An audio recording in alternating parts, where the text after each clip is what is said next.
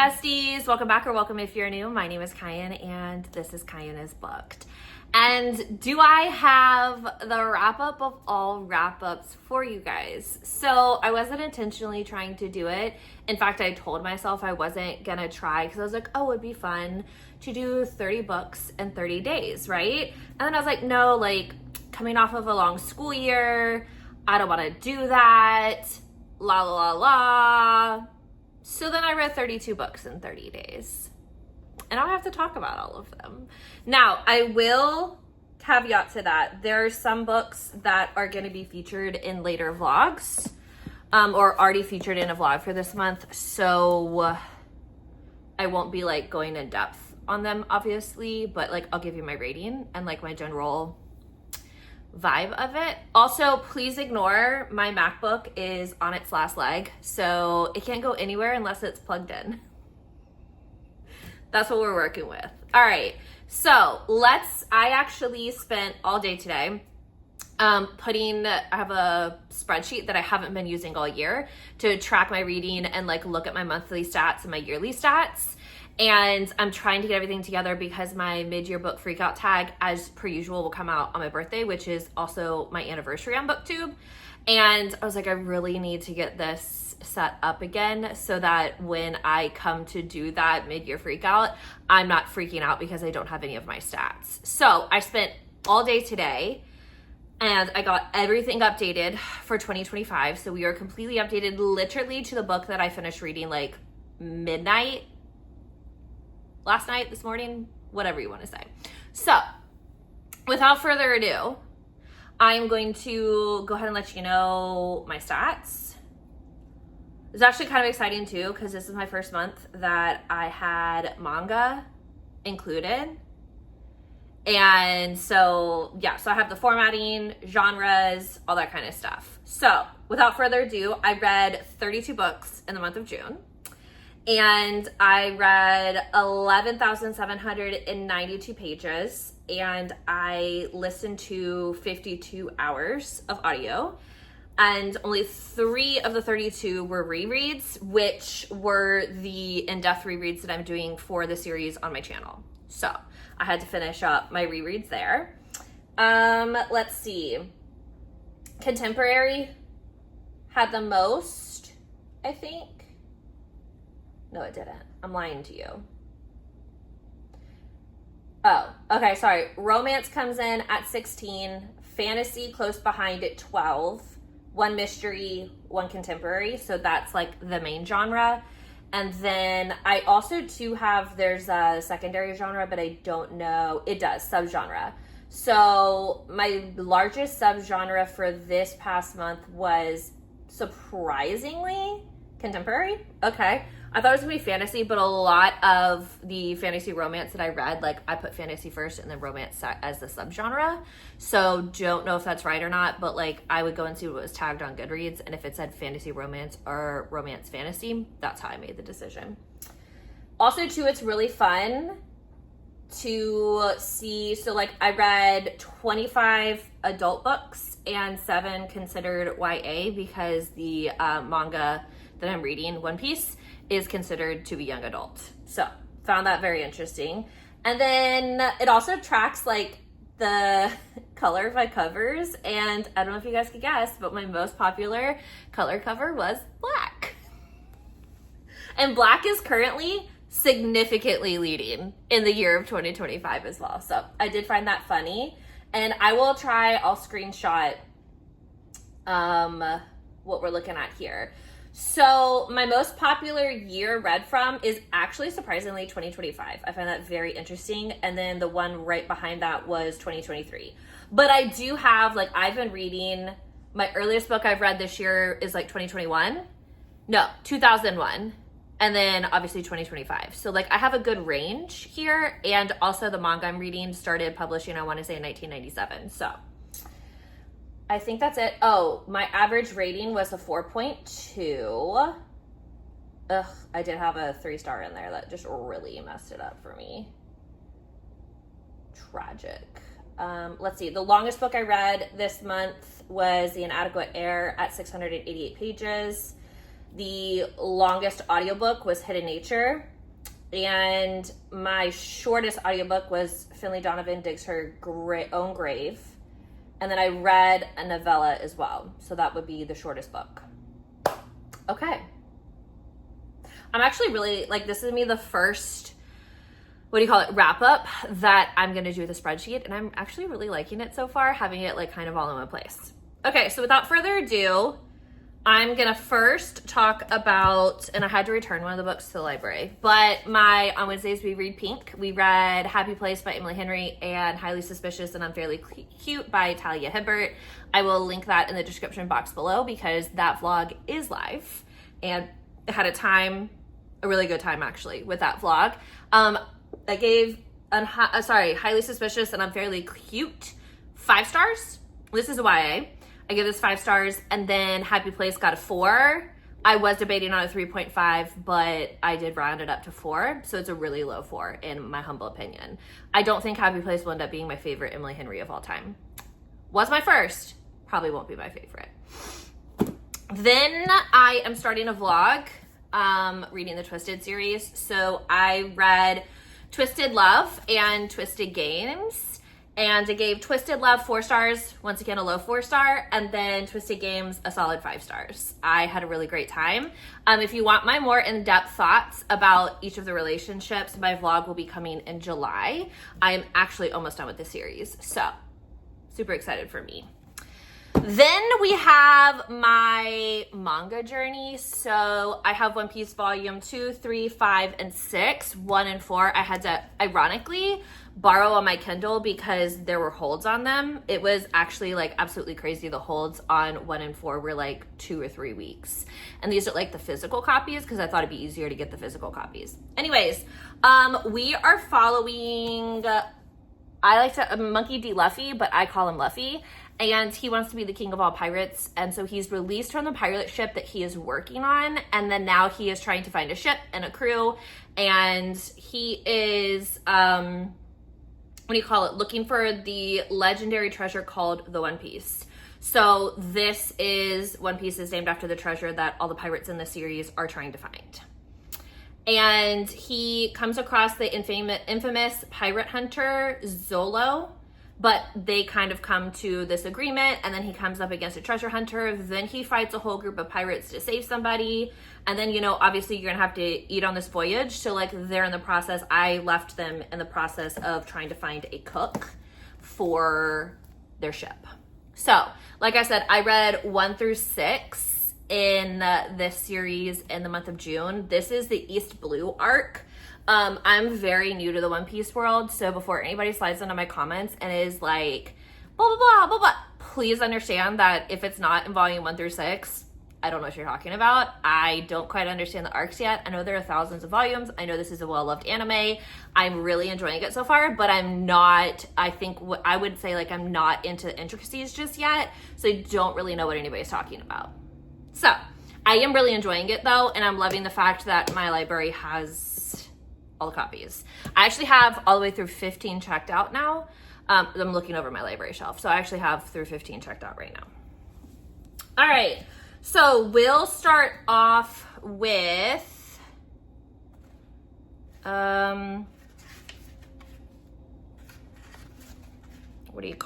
the novella that I read. Okay, so I read The Naughty, the Nice, and the Nanny. So this is a part of the Holiday Brothers novella collection by Daphne Perry. And this follows Natalie and Maddox. And Maddox is a single dad, and his daughter's a slight terror and runs nannies off. So he's really struggling, and he works like a whole lot of hours, and he's trying to provide for her. And there's a lot of like mom drama because like her birth mom doesn't really want to be a part of her life, and like she's really struggling with that. And then Natalie he has 2 brothers, and I think they're twins. Yeah, they're twins. And Natalie went to school with the brothers because like this is small town. He's coming back home to live with his family. Because he's been working for the family business, created the business. I cannot quite remember the details. However, she's always kind of had this like crush on Maddox. So like when they first kind of start, she's like, oh, okay, like this is really cool. Like he is just as hot as like, teenage me thought he was, blah, blah, blah. And then they really kind of start to build that relationship. And then of course, like some slight drama. I give it a 4 stars just because like me and novellas struggle, just because they feel very insta-lovey. However, I think this one was done really well because there was like a previous connection or like a previous reason as to why the connection would be moving so quickly between these two characters. So definitely excited about that one. My plan is to try and read the other 2 brothers here soon. This is the omnibus, so the bind up of all 3 novellas. And like obviously where I am. All right, then I read Silver Elite by Danny Francis. And I know this book has caused like some controversy. And a lot of it too has to do with the fact that, what do you call it? That it's a pen name, it's this, it's that. Guys, I love dystopian, and I've been trying to chase the high that I felt when I read Hunger Games for the first time, and I read Divergent for the first time, and I want that feeling back, and this book gave me that feeling. I read this in one sitting, minus, like, I had to go to a little snack, and then I also had to get some, like, water or go to the bathroom. That's the only, I didn't stop. I started this book, and I ended this book in one sitting. So let's talk about it for a second. Ren, okay, where do I start? I don't want to like spoil anything. Okay, so Ren she's been living off the grid for forever with her uncle, right? And then something happens. The government is obviously extremely like oppressive, and like what the commanding general says goes. And so they've been living off the grid for a specific reason, because her uncle is considered a deserter. And the only reason why he deserted was because her parents died and he needed to take her away before anything happened to her. So we fast forward, the resistance takes him, not the resistance, the government takes him. And she shows up to his ceremony, I don't know, his like execution, and she wants to save him, and like they can speak to each other mind to mind, and that's illegal. Like the magic that she carries and her abilities are illegal, which is why she had to be taken away.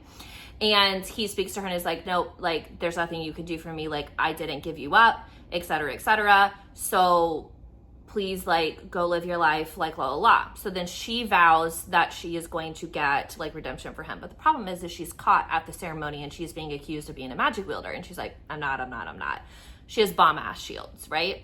So fast forward to all of this, she gets put into the running to become she gets sent to Silver Block, right? To become part of Silver Elite. She has to prove that she's essentially not a traitor by like being in the army to show that. And her commanding officer is the commander's son, Cross Redden. So there's obviously way more to this than that. Like obviously we're raging against the machine and we want to like overthrow the government and things like that. And there's a lot of different intricacies that go into this. But like when I tell you, like I got that feeling of like meeting for the first time and Katniss like volunteering for her sister, like when I got that giddy feeling, like this really took me back to that. So I gave this one 5 stars. I really had a great time with it. I'm very interested to see like where the story goes from here, because we left it at the end not in a precarious place, but in a place where like the author could take it in a couple different directions. So like I am interested to see what those directions are. So then I read Bride by Ali Hazelwood. Guys, I had a time with this. So this is her paranormal romance, and this follows Misery, who's a vampire, and Lo, who is head of the Alphas. And there's some tension between the two, and Misery is the king of the vampire's daughter, and he's like, I know what we're gonna do. We're gonna have my daughter marry the king of the Alphas so that we don't have to worry about the wolves attacking us.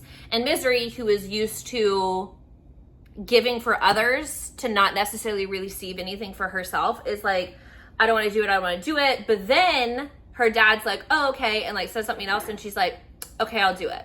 because in the middle of all of this, her best friend from the human world has gone missing, and she's desperate to find her, and she thinks that the wolves know where she is, or like there's a connection there, so she thinks that like she's going to be able to exploit it.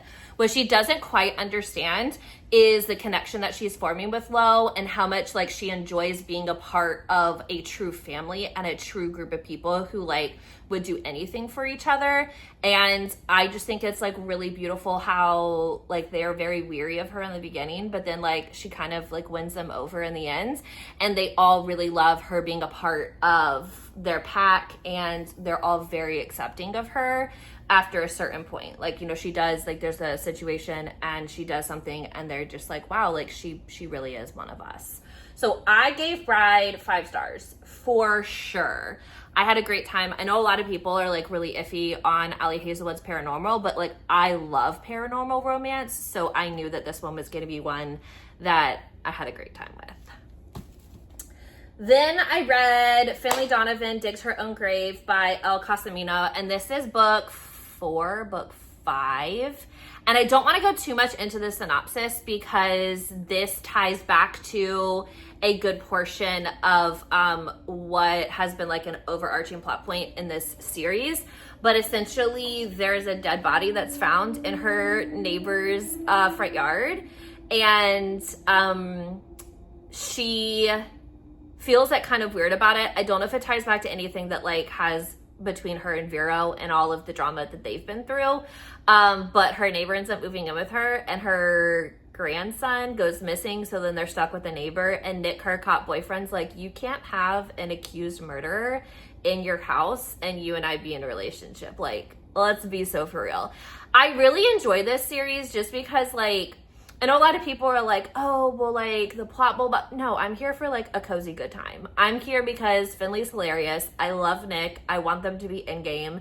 And I really just enjoy the drama of the fact that Finley's husband was arrested for this, like, murder. And she's like, that man can't even come pick the kids up on time, let alone plan a murder. So I just, there's just so much about this series that, like, just feels very cozy and, like, coming home. So, like, I really do enjoy it. And I gave it 4 stars. Then I read House of Bane and Blood, and I participated in the Amazing Readathon, Go Team Illusionists, and I also think that helped contribute to the fact that I read so many books this month. So this was a 5-star pick by one of the hosts. It's by Alexis Menard. Yes, and I gave this one 4 stars. I don't necessarily want to talk too much about the characters and things like that, because I think for me, what I kind of struggled with and why this wasn't a 5-star for me is because the world building got kind of confusing. Like, we would throw phrases out and then the reader would be expected to understand it, and then we would have to like later then find out what the phrases and things like that were. So like I struggled with the magic system, and then I also kind of just struggled with the fact that we have these 2 main characters, it was an arranged marriage, they're gonna be together, etc., right? But then like we don't have the relationship building between the 2 characters because they're like hardcore rivals, and she's trying to save her father's, like her family's business, so she marries this man for money and all of that. So it was just like, there was a lot going on. I haven't read the second book. I know it came out in June. I haven't read it yet. I am interested to see like if it adds more to the first book, and like I kind of changed my mind. Like, I didn't dislike this book. I just felt myself being a little bit more confused than I wanted to be. So that's why I would rank it like a low 4 and not necessarily a 5-star read. Then I read Avalon Tower by C.N. Crawford, and I can't remember the other author. I really can't, but it'll be up here when I post it. I gave this one 4 stars. So this is a secret spy academy, and they are once again raging against the government because the government's coming in, trying to take everything, trying to do what the government wants to do, and not all the citizens agree with it. And of course, like when she gets pulled into all of this, like she doesn't know who she is. She doesn't know like why she's so important to the cause. And naturally she's gonna fall for the closed off instructor named Raphael, who's this like baddie that everybody's obsessed with and loves, and is really gruff and like kind of like, I wouldn't say mean to her, but like he's not the nicest. And so it's just a really like fun, good time, and I definitely like really enjoyed it. I gave this one 4 stars as well. It is a trilogy, so I would be interested to see more about it. It does kind of like tie back to like the myth of King Arthur and the Knights of the Round Table and all that kind of stuff. So I really did enjoy that aspect of it as well. I'm gonna, let's be honest, like Fatty Amy says, I just didn't like want to keep binging it, I guess is the way to say it. So that's kind of why like I feel really good about the 4-star too, because usually like if I'm obsessed with something, I'm willing to just like keep reading it. Okay. Then I read,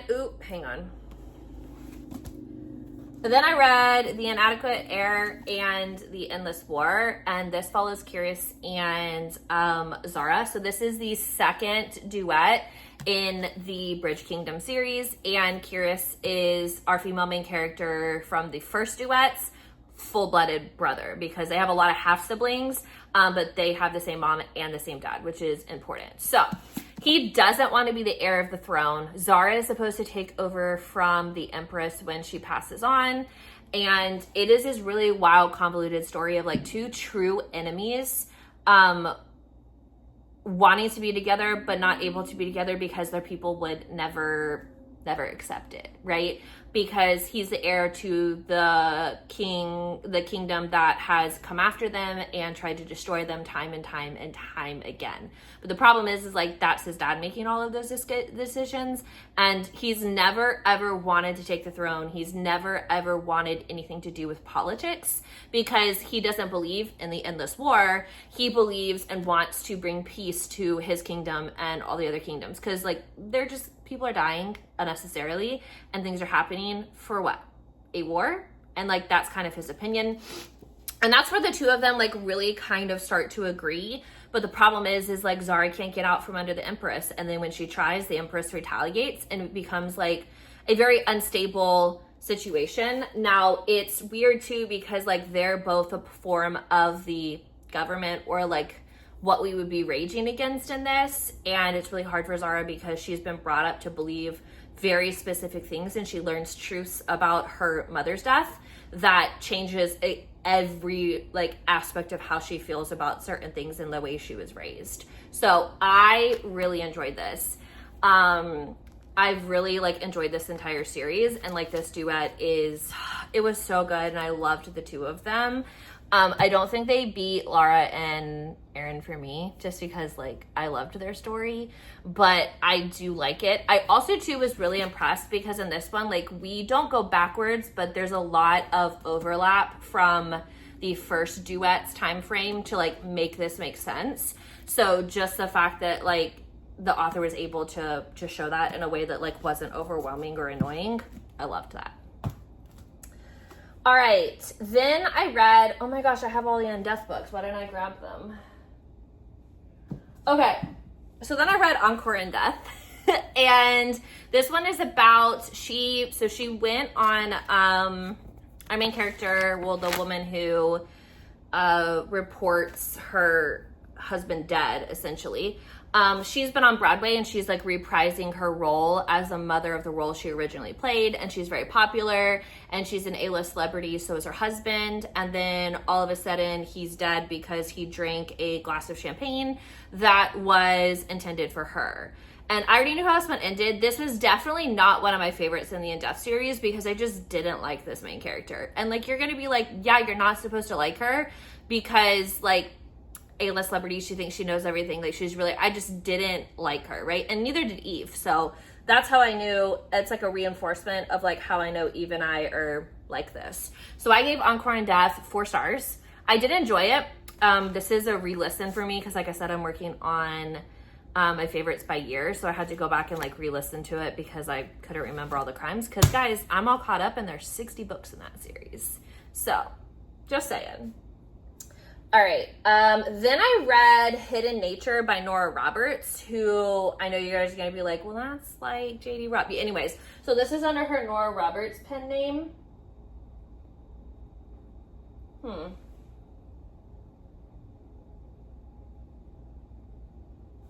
Okay, I don't have that book. Anyways, so this follows a recently shot police officer, and she goes back home, small town, I believe in Connecticut, to recover from the shot, things like that. And then she decides that she's going to stay and take a position with the wildlife reserve and the wildlife police, and stay home. And she meets like these brothers who are moving in town, who gave up, like they used to be lawyers. They don't want to be lawyers anymore.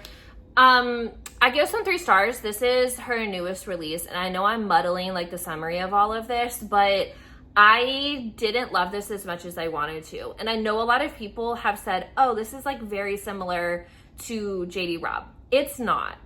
This is not how Nora writes a JD Robb book. And it's not the pacing. It's not like the blueprint of like what you come to expect from a JD Robb book. So if you haven't started reading JD Robb, don't judge it based off of Hidden Nature, because I wouldn't say the two are similar in any way. That's just my opinion. But as somebody who's read all 60 books and is now like going over to read like Nora Roberts' books, the books under those name, I haven't seen a lot of similarities. Like, yeah, they're both romantic suspense, but in no way, shape, or form is the format the same for a JD Robb book, right? I thought in Hidden Nature, the romance, super slow. Like, I knew who it was going to be, but like we didn't even get that till after the 50% mark. And even then I was like, so it didn't work for me the way that I wanted it to, because like this is a book set up to be a favorite of mine. Like I was like, oh yeah, this is going to be my first 5-star of the book club. And then I just was let down.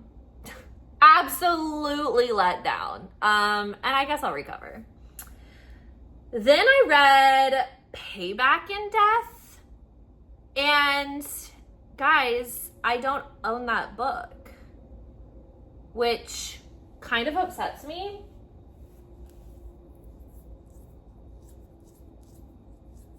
But also too, it makes sense because they always release, what do you call it?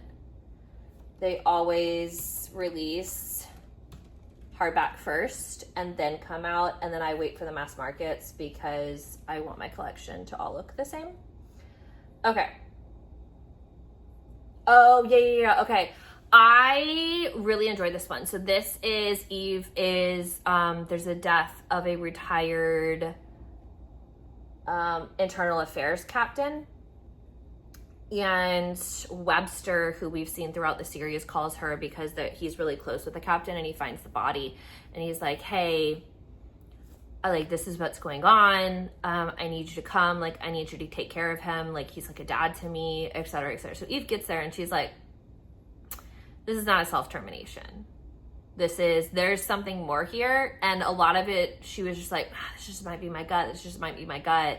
And then things just don't start to add up. And naturally she goes like to the wall. Now, I will say the payback portion of Payback in Death, like this is a very interesting concept to me. I did give this one was a 5-star for me because of the longevity and how long the person planned the death of the captain and the reasoning behind it. Like, obviously he put a lot of like police officers who had not done what they needed to do for their oath and had not made the proper decisions they needed to make to uphold the oath that they take as police officers. So, like he had a lot of enemies. And I thought it was really interesting when we finally get to the end and the connection and we were in that box with this person admitting to what they did and the fact that they wasted their entire life trying to get, trying to get revenge for somebody who like used to beat people up for information. Like it was so wild, and like I could understand it from like both sides. Like you don't want to believe that like your family member could do something like that, but also too at the same time like he proved it, right? So it felt like this was just, it was so good, like the revenge and the planning and just how like Eve went layer by layer by layer and was like, all right, we're done with this. Like I was obsessed with it. All right, next up we have At the Edge of Surrender by A.L. Jackson. This is the 3rd book in the Moonlit Ridge series, and I did get the really fancy paperback art copy. I screamed. So this follows Kane and Emery, and she has come to bring her niece, who is Kane's daughter, not that Kane knows. And that's not a spoiler because it's in the synopsis, and also too, A.L. Jackson's posted about it because he's like a surprise dad, essentially. And her sister's dead, and she wants to care for her niece, but then she found a note and was saying like, hey, I need you to take her to him. Like, he'll know what to do. He'll know how to care for her. I'm sorry I can't be there to explain. I'm sorry that this happened. Like, please know that I love you. So her sister was killed in a sense because she had been looking around and trying to root around into a situation that happened to the two of them when they were younger, and they were kidnapped. And it's not something like Emery's ever really come back from, and she really struggled for a very long period of time. And her sister was like, if I can solve this, then like maybe I can bring my sister back to me type situation. And it ends up leading to her death, unfortunately. This is all like things that like we already know. And there were so many things I loved about this book. Kane did not unseat Otto. Sorry. I love Otto. He did not unseat Otto, but like, there's just like something about these like men and like how they treasure their ladies, but also to like the kids within the family. And the scene where he meets his daughter is arguably probably my favorite scene in this entire book, which is wild because there's so many like other good scenes between him and Emery. But there was just something about the way like and how he interacted with Macy. And even like as they were in the trial period and like Emery and Macy are living at his house and stuff, like he had this whole room created for her and he spends all his time with her.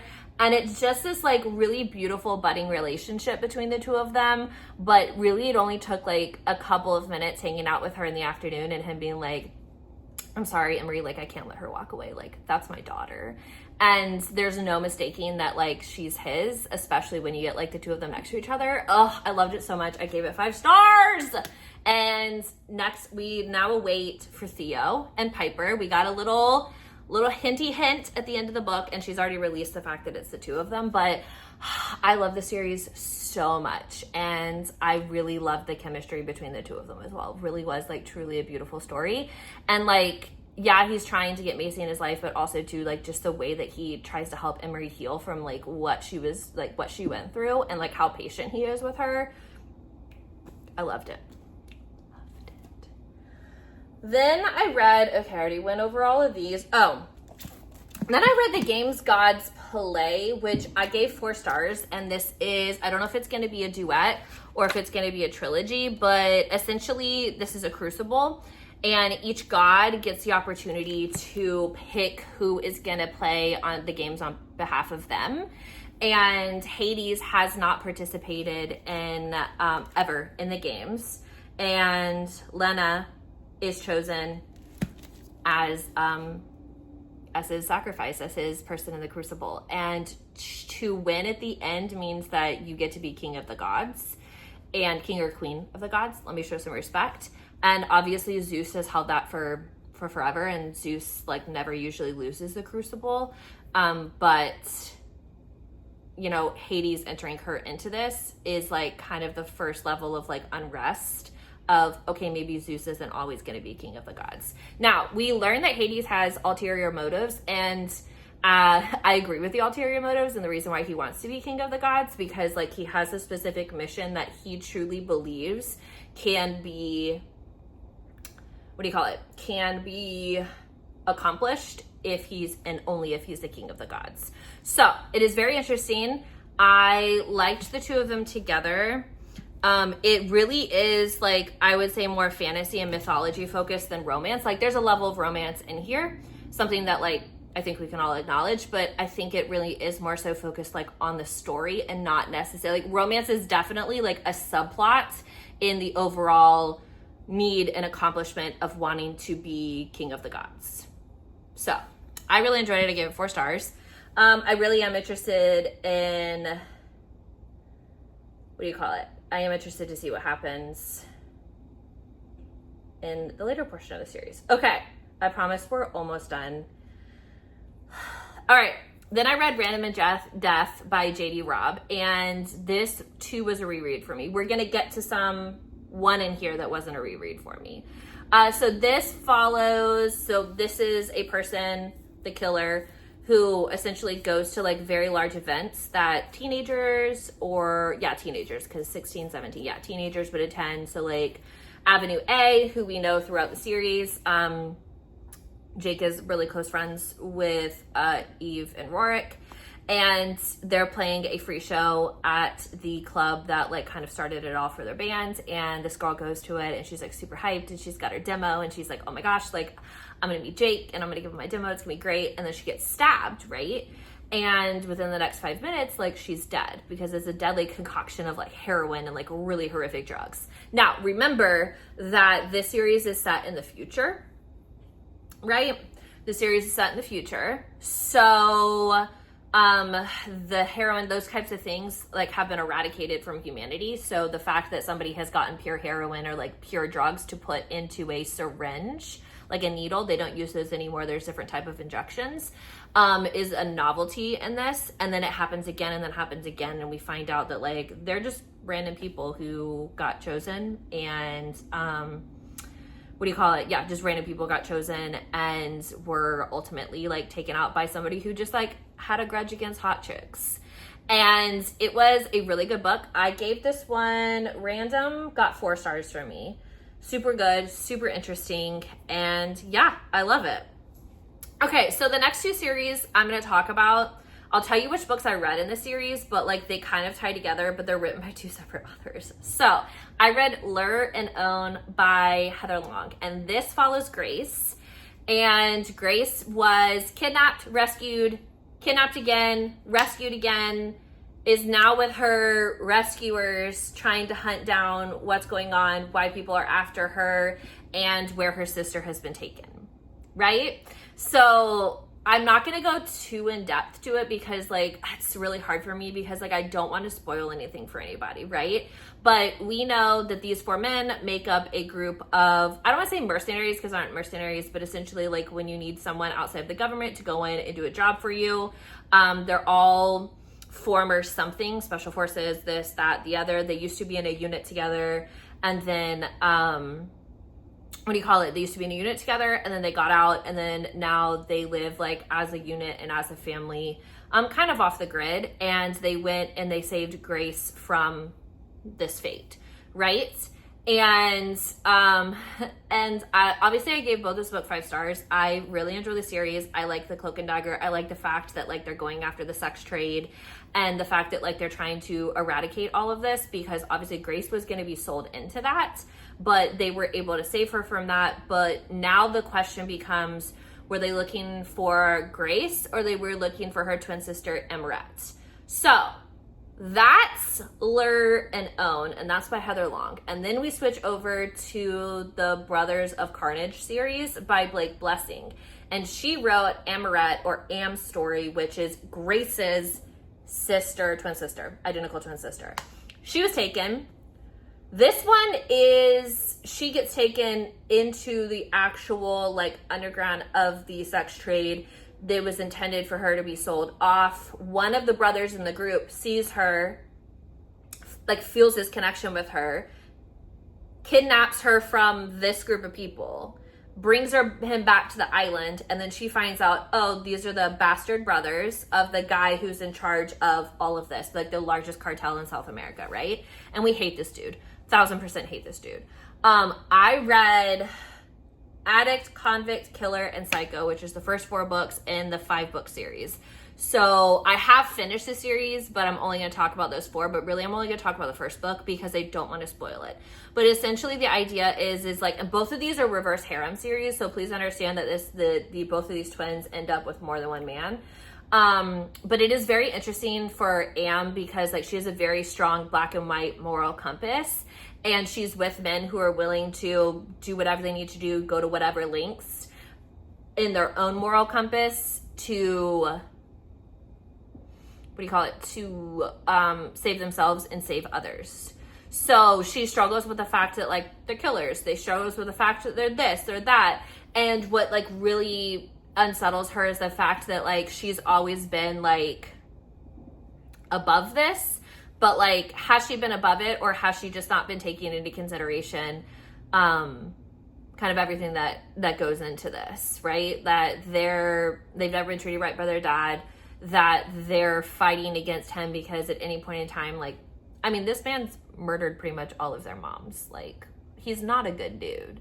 And so they had a really horrible childhood, but like her with them has like really started to kind of like bring them together. And it's kind of like raising themselves up to like go against their dad for the first time ever. So I like loved the story. It is a solid 4-star series for me, potentially bumping it up to 5 once I finish it and kind of see how I feel. But like, I really like the dynamic of each twin getting their own story, and like, do we get to like, do they get reunited? Like, what's gonna happen? And like, both groups of guys are like very specific about protecting their lady, caring for her, like not wanting to put them in danger. So it's gonna be really interesting, like when they, if and when they do meet up, like the guy dynamics. But anyways, I'm not gonna get into all the nitty gritty of that. Just know I loved it.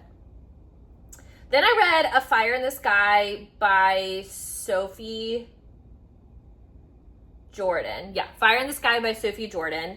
And I know this has been kind of popular recently. It is, what do you call it? I want to say did they do a Fairy Loot edition of it? I think they did a Fairy Loot edition of it. Anyways, that's neither here nor there. I gave this book 4 stars. Did I? I gave this book 4 stars. I really enjoyed it. It's more of a low 4-star for me, probably almost a 3, because, and I don't want to get into the nitty gritty of it, but essentially like they've eradicated dragons, and dragons are not supposed to exist. And she's the royal whipping girl. So she showed up on the palace steps, and she was adopted as one of the princesses. And he's the man who's been like holding up the forge, or holding up everything, and like battling against the dragons and like leading that side of things. And he comes in and goes, you know, I think I'm deserving of a wife. Like, I want one of your daughters. So then they give the royal whipping girl to him, and he realizes he didn't get a princess, and he's upset because he wanted to be able to have a seat at the table to like advocate for his people. But you know, I don't want to like, obviously we know that she's hiding something, but she doesn't even know she's hiding something, right? So it's that whole storyline. I just don't know, like, I don't know if the next book is gonna like make me want to keep reading it, because like nothing that happened was I like, oh my God, like I guessed all of it. And I guess there's nothing wrong with that, but at the same time, like I just kind of wanted it to be built up more, and I wanted more, like there was an instant attraction between the two of them. Not that either of them understood it, but there was like definitely an instant attraction and like need and want between the two of them, especially when they were close together, which led me to my conclusions of like who they meant to each other. But I don't know, like, I just wanted more, guys. And that's all I can really say. Like, I didn't dislike it. Solid read. But I wasn't, like, obsessed with it from, like, a dragon romance perspective. And then finally, guys, we made it to book 32. Passions and Death by J.D. Robb. It was my final book. And I really enjoyed this one. So we go back to the Down and Dirty, where our bestie Crack works. That's his name. And there has been a murder in one of the privacy rooms. It's a stripper club and in a bar, and like, you know, whatever, it's the Down and Dirty. Let's be real here for a second. So there's a murder. There was a double bachelorette party happening because like the 2 women were gonna get married, and one of them is murdered. And so we try to get through the convoluted reason as to why somebody would murder one of the brides 2 days before they were supposed to get married, right? And Eve comes to the conclusion that it has to be somebody who's close to the couple because of the surprise that the one bride was going to give to the other bride. And that's all I can really say about it, because the more that I talk about it, the more like I'll lead you to who did it. But just know, Eve just tore that person up. She got in there and she was like, listen. But yeah, so this was actually not a reread for me. Passions and Death, this was the first time I read this one, and I really enjoyed it. And I gave, did I give it 4 or 5? I gave that one 4 stars. It was really good. I really liked the fact that J.D. Robb brought in like the representation of, because obviously this one was released this year.